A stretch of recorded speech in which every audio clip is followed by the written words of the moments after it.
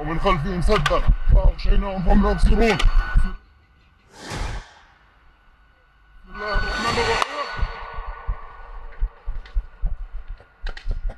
الله أكبر. Brigade Al-Qassam kembali melakukan serangan jarak dekat terhadap militer Israel.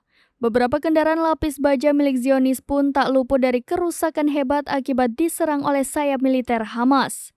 Adapun rekaman detik-detik saat Brigade Al-Qassam terlibat bentrok dengan kendaraan lapis baja Israel beredar di media sosial. Tampak dalam video, awalnya mereka bersembunyi di semak-semak seraya mengamati pergerakan tentara Israel Defense Force. Tak lama setelahnya, seorang pejuang berlari mendekati tank lalu meletakkan sebuah peledak. Tak ayal tank tersebut pun kemudian meledak dengan hebat.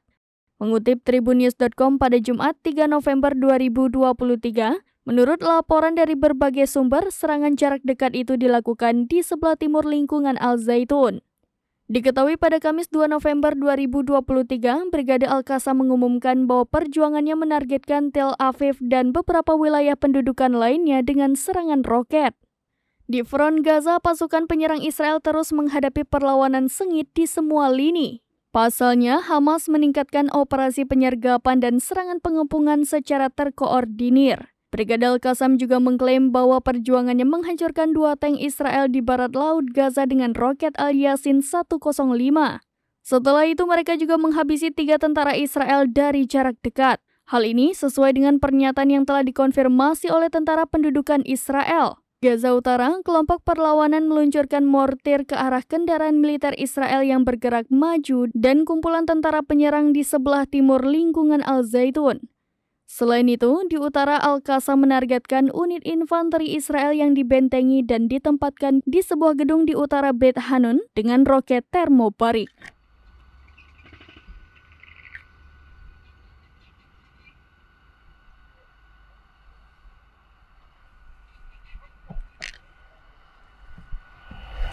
يعني من بين أيديهم سدا ومن خلفهم سدا فأغشيناهم فهم لا يبصرون.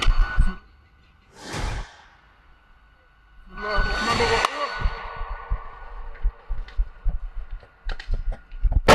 الله أكبر. Download Tribun X sekarang, menghadirkan lokal menjadi Indonesia.